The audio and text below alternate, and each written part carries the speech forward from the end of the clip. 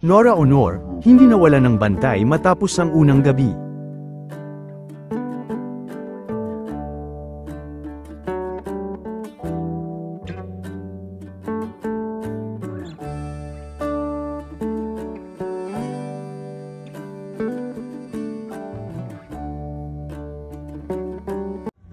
Sa unang gabi ni Ma'am Nora Honor kahapon, ay patuloy nga na dumadating ang mga artista na nais magpakita ng kanilang pakikiramay, at pakikidalamhati para sa kanilang pamilya.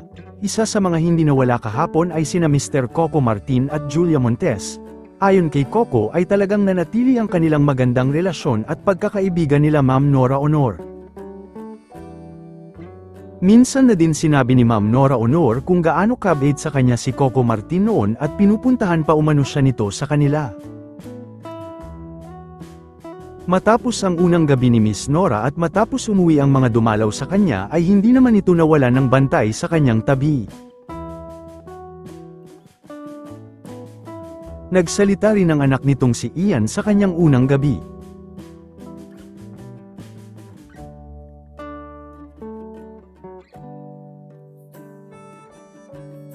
Samantala makikita rin ang pagdamay ni Jericho kay Ian De Leon.